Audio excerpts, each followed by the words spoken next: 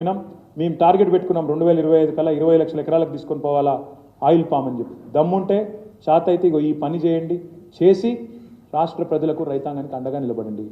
ఇన్ని పనులు చేసిన ప్రభుత్వాన్ని నిందిస్తూ ఈ సంపద సృష్టిని ప్రస్తావించకుండా ఏ డొల్ల రాజకీయం అయితే మీరు చేసినారో అది తప్పు అనేది రాష్ట్ర ప్రజలకి ఈ స్వేదపత్రం ద్వారా నేను వివరించే ప్రయత్నం చేస్తా ఉన్నాను. మరి సంక్షేమం గురించి అయితే మీకు తెలుసు.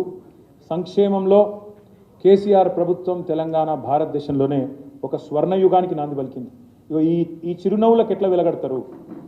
ఈ పెద్ద వయసులో ఉండే ఈ పెద్ద మనుషుల చిరునవ్వులకు ఎట్లా వెలగడతారు? ఈ ఆస్తిని ఎట్లా కొలుస్తారు? దయచేసి మీరు ఆలోచించాలి. మరి ఆసరా పెన్షన్లు మీరు దిగిపోయినాడు 27 లక్షల మందికి ఇచ్చేది మీరు పెన్షన్లు, అది 200 రూపాయలు. మేము 19 లక్షల మందికి అదనంగా పెన్షన్లు ఇచ్చినాం. మొత్తంగా 61,000 కోట్ల పెన్షన్. ఆడపిల్లలు పెళ్లి చేయాలంటే ఇబ్బంది, ఆడపిల్లల పెళ్లి అంటేనే అప్పులపాలైపోయే పరిస్థితి. అట్లాంటిది 12 లక్షల మంది ఆడబిడ్డల పెళ్లిళ్ళు చేసిన ప్రభుత్వం మా ప్రభుత్వం. 11,743 కోట్లు ఖర్చు పెట్టినాం. నేను రాను బిడ్డో సర్కారు దవాఖానకు అనే పరిస్థితి నుంచి సర్కారు దవాఖానకి పోతా అనే పరిస్థితి తీసుకొచ్చి కేసీఆర్ కిట్లు ఇచ్చి ఇన్స్టిట్యూషనల్ డెలివరీస్ పెంచినాం. మొత్తంగా 1,500 కోట్లు ఖర్చు పెట్టాం. ఎస్సీ, ఎస్టీ, బీసీ, మైనారిటీ అన్ని అణగారిన వర్గాల సంక్షేమం కోసం వేల కోట్ల రూపాయలు ఖర్చు పెట్టినాం. ఇదేది కనబడలేదు మీరు మొన్న చెప్పిన శ్వేతపత్రంలో. ఇదేది చెప్పరు మీరు. దళితుల కోసం మీరు మొన్న చెప్పిన శ్వేతపత్రంలో ఇదేది చెప్పరు మీరు.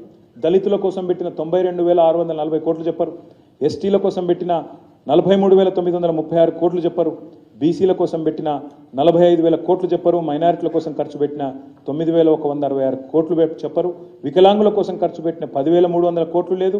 అదేవిధంగా ఇతర చేనేతల కోసం, ఇంకా రజకుల కోసం, నాయి బ్రాహ్మణుల కోసం చేసిన ఖర్చు గురించి రేఖా మాత్రం కూడా ప్రస్తావన లేదు. దళిత గిరిజన సంక్షేమం ఇప్పుడే నేను చెప్పిన. ఇవాళ 125 అడుగుల ఎత్తున్న అంబేద్కర్ విగ్రహాన్ని పెట్టినాము. దాన్ని ఎట్లా కొలుస్తారు? ఇవాళ టీఎస్ ప్రైడ్లో దళిత పారిశ్రామికవేత్తలకు ఇచ్చిన ధీమాని ఎట్లా కొలుస్తారు? సబ్ ప్లాన్లో ఒక నిబంధన పెట్టాం. ఈ సంవత్సరం ఖర్చు కాకపోతే నిధులు వచ్చే సంవత్సరం ఖర్చు చేయాలా, రోల్ ఓవర్ చేయాలని చెప్పాం. భారతదేశంలో ఎక్కడ లేదు. దాన్ని ఎట్లా కొలుస్తారు మీరు? నేను అడుగుతా ఉన్నాను. అదేవిధంగా గిరిజన సంక్షేమం పోడు పట్టాలు ఇచ్చినాం. మన తాండాలు, గూడాలను పంచాయతీలు చేసినాం. స్వయం పాలన తీసుకొచ్చాం. 4 లక్షల ఎకరాల మీద అడవి భూముల మీద హక్కులు ఇచ్చినాం అడవి బిడ్డలకు. నగరం నడిగొడ్డున బంజారా హిల్స్లో ఆదివాసీ భవన్, బంజారా భవనాలు కట్టినాం. జోడన్ ఘాట్లో పోరాట యోధుడు కొమరం భీం పేరు మీద బ్రహ్మాండమైన మ్యూజియం పెట్టినాం. మా గౌరవనీయులు వేణుగోపాల్చారి గారు ఇక్కడే ఉన్నారు.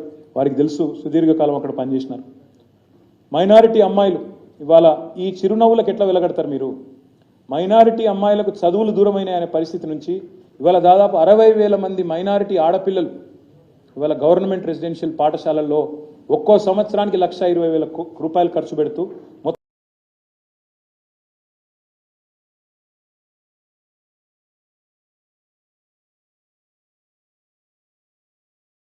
కోసం మైనారిటీ అమ్మాయిల కోసం పెట్టిన ముస్లిం కావచ్చు,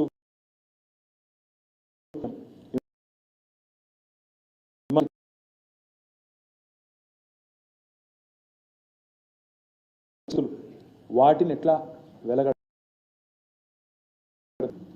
ఇక మా ప్రభుత్వం సెంట్రల్ ఉద్యోగులు 73%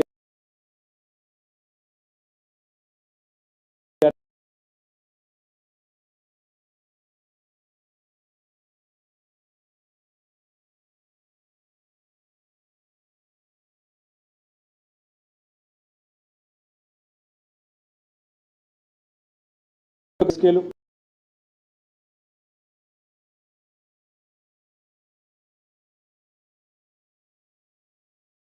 ప్రాపగాండాకి ఎక్కువ ప్రాధాన్యత ఇచ్చిందని చెప్పినారు. బాధాకరం ఏంటంటే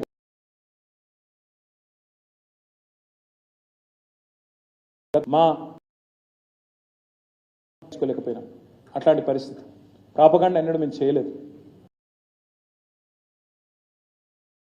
మాత్రమే ఖర్చు పెట్టింది, పెన్షన్ల కోసం మాత్రమే ఖర్చు పెట్టింది 3,41,000 కోట్లు అనే మాట నేను విజ్ఞప్తి చేస్తాను. ఇక మీకు తెలుసు మా ప్రభుత్వం ఐటీలో ఏం సాధించింది అంటే 50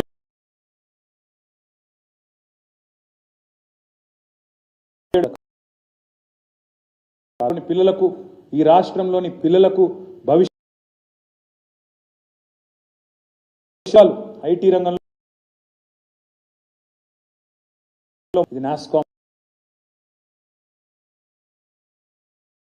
అడుగుతా ఉన్నాం.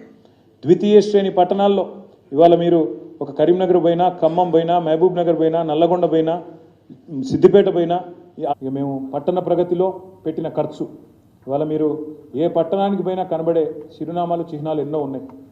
మోడల్ మార్కెట్లు, వైకుంఠ ధామాలు, మిషన్ భగీరథ, మొత్తంగా చూస్తే మొత్తం పట్టణాల మీద మేము పెట్టిన ఖర్చు హైదరాబాద్తో సహా కలిపి ఈ 10 ఏళ్లలో 1,21,294 కోట్లు. మేము కేవలం నిధులు మాత్రమే ఖర్చు చేయలేదు. కొత్త మున్సిపల్ చట్టం ద్వారా ఉద్యోగులకు వాళ్ళ విధులు గుర్తు చేశాం, కౌన్సిలర్లకు, కార్పొరేటర్లకు వాళ్ళ విధులు కూడా గుర్తు చేసి పటిష్టమైన పద్ధతిలో చేసినాం. కాబట్టే ఇవాళ మన పట్టణాలకు భారతదేశంలో స్వచ్ఛ సర్వేక్షణలో second highest number of awards in the country for any state Telangana. ఇది మేము సృష్టించిన సంపద కాదా అని నేను ప్రభుత్వాన్ని అడుగుతా ఉన్నా. ఇంకొక మాట, ఈ సంస్కరణ భారతదేశంలో ఎవరైనా చేసిండ్రా? 10% బడ్జెట్ మున్సిపాలిటీలోనైనా పంచాయతీలోనైనా గ్రీన్ బడ్జెట్ పెట్టాలి, చెట్లు పెంచాలి, హరితాన్ని పెంచాలి అని చెప్పిన ముఖ్యమంత్రి కేసీఆర్ తప్ప ఎవరైనా ఉన్నారా? ఆలోచించమని కోరుతాను. హైదరాబాద్ గురించి నేను ప్రత్యేకంగా ఒక మాటలో చెప్పాలంటే ఇవన్నీ చేసినాం. ఎస్ఆర్డిపి కింద 36 పనులు, ఫ్లైఓవర్లు, అండర్ పాస్లు, ఆర్యూబీలు, ఆర్ఓబీలు ఇవన్నీ చేసినాం. ఇంకో 12 కొనసాగుతున్నాయి. వాటిని పూర్తి చేయండి, మీరే పోయి కొబ్బరికాయలు కొట్టండి, మాకు అభ్యంతరం లేదు. కానీ ఏం చేయలేదు ఈ రాష్ట్ర ప్రభుత్వం, గతంలో పనిచేసిన ప్రభుత్వం అనే మాట మానుకోండి. 137 మిస్సింగ్ లింక్ రోడ్లు కట్టినాం. ఎస్ఎన్డిపి స్టార్ట్ చేసినాం నగరంలో వరదలు అరికట్టడానికి. ప్రతి ఇంటికి 20,000 లీటర్ల ఉచితంగా నీళ్లు ఇస్తున్నాం. Hyderabad has become the first city in the entire country 100% sewerage treatment చేసే ఒకే ఒక్క నగరం భారతదేశంలో హైదరాబాద్. ఇది కేసీఆర్ ప్రభుత్వ ఘనత అనే మాట నేను విజ్ఞప్తి చేస్తా ఉన్నాను. ఇట్లాంటి పథకాలు ఎస్ఆర్డిపి కానీ ఎస్ఎన్డిపి కానీ భారతదేశంలోని ఇతర రాష్ట్రాలు, ఇతర నగరాలు అనుసరించడానికి ఇక్కడికి దాదాపు 18 నగరాల నుంచి టీమ్స్ వచ్చి అధ్యయనం చేసిపోయినాయి. ఎస్ఆర్డిపిని, లింక్ రోడ్లను, ఎస్ఎన్డిపిని. దయచేసి ఇట్లాంటి నగర ప్రతిష్టను, బ్రాండ్ ఇమేజ్ను దెబ్బతీయకండి అని ప్రభుత్వాన్ని నేను విజ్ఞప్తి చేస్తాను.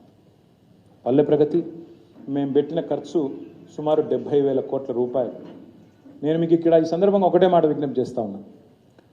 భారతదేశం మొత్తంలో ఏదైనా ఒక రాష్ట్రంలో, కాంగ్రెస్ పాలిత రాష్ట్రం కావచ్చు లేదా బీజేపీ పాలిత రాష్ట్రం కావచ్చు, ప్రతి ఊరిలో వైకుంఠ ధామం, ప్రతి ఊరిలో ఒక డంప్ యార్డు, ప్రతి ఊరిలో ఒక ట్రాక్టరు, ట్యాంకరు, ట్రాలీ, ప్రతి ఊరిలో ఒక నర్సరీ, ఇంటి ముందు నల్ల, ప్రతి ఇంటి ముందు చెట్లుండే ఏ